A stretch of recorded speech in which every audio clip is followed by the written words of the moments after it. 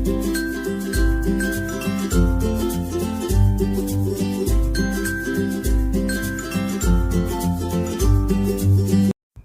શ્રી કૃષ્ણ મિત્રો, મારા કિચનમાં તમારું સ્વાગત છે.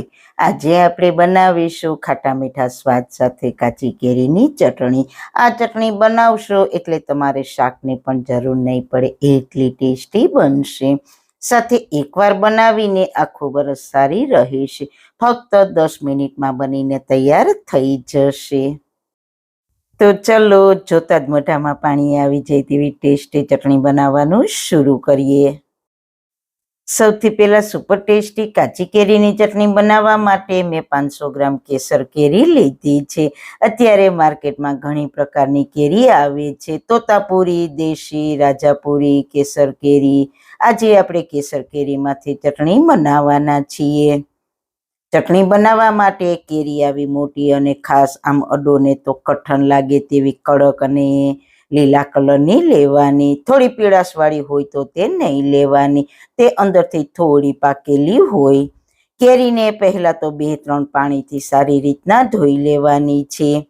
કેરી જ્યારે ઝાડ ઉપરથી ઉતારવામાં આવે ને ત્યારે દંડી કાપો એટલે એનો એક રસ નીકળે છે. તે રસ કેરીની ઉપર ચોંટી જાય છે. તે રસ આપણે કાઢી નાખવાનો છે. ઘણીવાર જોજો તમે કેરી ઉપર ચીકણી ચીકણી હોય તો આ રીતના ઘસીને 2-3 વાર ધોઈ લેવાની. ધોવાઈ જાય પછી તેને કોટનના કપડાથી લૂછી લેવાની, પાણીનો ભાગ ના રહે તે રીતના. આ ચટણીને આપણે આખું વરસ સ્ટોર કરવાની છે, એટલે બનાવતી વખતે આવી બધી જ બાબતનું ધ્યાન રાખવાનું, તો જ તે લાંબા સમય સુધી સારી રહેશે. તમે ગમે તે અથાણા બનાવો તો તેમાં પણ તમારે ચોકસાઈની કાળજી તો રાખવી જ પડે. હવે કેરીની છાલ આપણે ઉતારી લઈશું. પહેલાં આપણે ડીટિયાનો ભાગ કટ કરી લઈએ, પછી તેની છાલ ઉતારીશું. ઉનાળામાં શાકના બહુ જ બધા પ્રશ્નો હોય છે. ખૂબ જ માર્કેટમાં ઓછા શાકભાજી આવે છે. જો તમારા ઘરમાં ચટણી બનાવેલી હશે ને તો એકાદ ટાઈમ આરામથી નીકળી જશે શાક વગર. શાકની બિલકુલ જરૂર નહીં પડે તેવી ટેસ્ટી બને છે. છાલ ઉતારીને તેને સમારી લઈએ. કેરીના એક સરખા કટકા નહીં થાય તો ચાલશે. તેને રફલી સમારી લઈએ, કારણ કે તેને આપણે ક્રશ જ કરવાની છે. આવા નાના નાના ટુકડા કરીશું એટલે તે ઝડપથી ક્રશ થઈ જાય. હવે લઈશું મિક્સર જાર. તેમાં કેરીના કટકાને એડ કરીને ક્રશ કરી લઈએ. આપણે 2 વાર થોડી થોડી ક્રશ કરીશું એટલે સરસ ક્રશ થઈ જાય. ક્રશ કરતી વખતે પાણી બિલકુલ આપણે ઉમેરવાનું નથી. અને આપણે પલ્સ મોડ પર ચાલુ બંધ કરીને ક્રશ કરીશું એટલે એકદમ ફાઇન પેસ્ટ ના થાય. બસ આવી અધકચરી રાખવાની છે. આ જ રીતના બાકીની કેરીને પણ ક્રશ કરી લઈએ. હવે ચટણી બનાવવા માટે કેરીનું પરફેક્ટ માપ કરી લઈએ. તો મેં 500 ગ્રામ કેરી લીધી છે, પણ તેની છાલ કાઢી અને ગોટલીનો ભાગ કાઢી લીધો છે. તો આ છીણ પરફેક્ટ કેટલું થયું તે માપી લઈએ. અત્યારે 337 ગ્રામ જેટલું છીણ થયું છે. 337 ગ્રામ છીણની સામે આપણે 250 ગ્રામ ગોળ લઈશું. ગોળની જગ્યાએ તમે ખાંડનો પણ ઉપયોગ કરી શકો છો, પણ ઉનાળામાં લૂથી બચવા માટે ગોળ અને કેરી બેસ્ટ ઓપ્શન છે, એટલે શક્ય હોય તો ગોળ જ લેજો. ટેસ્ટ પણ ખૂબ જ સરસ આવશે. અને જો તમારે ખાંડથી જ બનાવવી છે તો ખાંડની જગ્યાએ તમે સાકરનો ઉપયોગ કરજો. હવે ચટણી બનાવવા માટે એક જાડા તળિયાવાળી પેન લઈશું. તેમાં 3 ટેબલસ્પૂન તેલ ગરમ થવા માટે મૂકીશું. તેલ ચટણીને સ્ટોર કરવામાં પ્રિઝર્વેટિવનું કામ કરે છે, એટલે તેલ ચડિયાતું લેવાનું, એટલે લાંબા સમય સુધી ચટણી ખરાબ ના થાય. તેલ ગરમ થાય એટલે 1 ચમચી જીરું એડ કરીશું.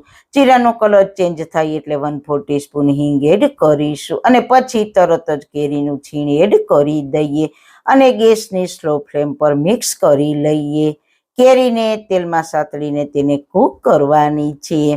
કેરીમાં ખૂબ જ પાણીનો ભાગ હોય છે, તેને આપણે બધું પાણી બાળવાનું છે. જો પાણીનો ભાગ રહી જાય તો ચટણી ખરાબ થઈ જશે. 1 ટીસ્પૂન મીઠું એડ કરીશું. મીઠું એડ કરવાથી કેરી ઝડપથી કૂક થઈ જશે. પહેલા આપણે 2 મિનિટ જેવું થવા દેવાનું છે. તમે જુઓ ધીરે ધીરે કેરીનો કલર ચેન્જ થતો જાય છે. 2 મિનિટ પછી છીનને ચેક કરીએ તો તે કૂક થઈને સોફ્ટ થઈ ગયું છે. તો આ સ્ટેજ પર ગોળ એડ કરીશું. મેં દેશી ગોળ લીધો છે, તમે કોલ્હાપુરી ગોળ પણ લઈ શકો છો. ગેસની સ્લો ફ્લેમ પર ગોળને મેલ્ટ કરી લઈએ અને સતત હલાવતા રહેવાનું છે, એટલે તળિયે ચીપકે નહીં. ગોળ તમે તમારા ગળાશના ટેસ્ટ પ્રમાણે પ્લસ માઇનસ કરી શકો છો.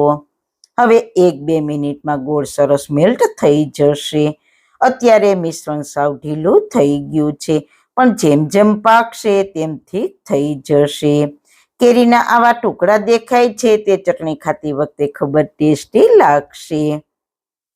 હવે જ્યારે ગોળની ચાસણી બને ને પછી તે થોડી ઠીક થઈ જાય છે, તો તે ના થાય તેના માટે આપણે 2 ચમચી ખાંડ એડ કરીશું, એટલે ચટણીની થિકનેસ પ્રોપર આવશે. સારી રીતના મિક્સ કરી લઈએ. તમને હાથમાં લઈને બતાવું તો બિલકુલ તાર નથી થતો, બિલકુલ ચીકાશ નથી. થોડું તેલ જેવું ચીકણું લાગે છે, તો હજુ આને પકાવીશું. 1/4 ટીસ્પૂન હળદર પાવડર એડ કરીશું, એટલે ચટણીનો કલર મસ્ત મજાનો આવશે. આ સ્ટેજ પર જ હળદરને નાખી દેવાની, એટલે તેનો કાચો ટેસ્ટ ના આવે. આ સ્ટેજ પર તમારે ચટણીનો ટેસ્ટ કરી લેવાનો. જો તમે વધારે ગળ્યું ખાતા હો તો ખાંડ કે ગોળ ગમે તે અત્યારે નાખી શકો છો, બંને મેલ્ટ થઈ જશે. હવે ચટણી થોડી ઠીક થતી જાય છે પહેલા કરતા, અને અહીંયા બબલ્સ થતા હતા તે પણ ઓછા થતા જાય છે. હવે પ્લેટમાં લઈને ચેક કરીએ. સહેજ ઠંડુ થાય પછી જોઈએ તો એક તાર બનવા લાગ્યું છે, તો ગેસની ફ્લેમ બંધ કરી દઈએ. આમાં હજુ લાલ મરચું પાવડર એડ કરીશું, પણ અત્યારે ગરમ ગરમમાં લાલ મરચું પાવડર નથી એડ કરવાનું, નહીતર તે કાળું થઈ જશે. ઠંડુ થાય પછી લાલ મરચું પાવડર નાખીએ એટલે ચટણીનો કલર સરસ લાલ જ રહેશે. તમે આવી નાની નાની ટિપ્સને ફોલો કરશો તો તમારી રેસીપી પરફેક્ટ જ બનશે. તો મિશ્રણ આપણું હુંફાળું ઠંડુ થઈ ગયું છે, તો તેમાં 1.5 ચમચી કાશ્મીરી લાલ મરચું પાવડર એડ કરીશું, જેથી કલર પણ સરસ આવે અને તીખાશ પણ ઓછી આવે. પણ જો તમે તીખું ખાવ છો વધારે તો 1 ચમચી તીખું મરચું અને 1/2 ચમચી કાશ્મીરી એમ નાખવાનું. કાશ્મીરીથી કલર સરસ આવે. અને સારી રીતના મિક્સ કરી લઈએ.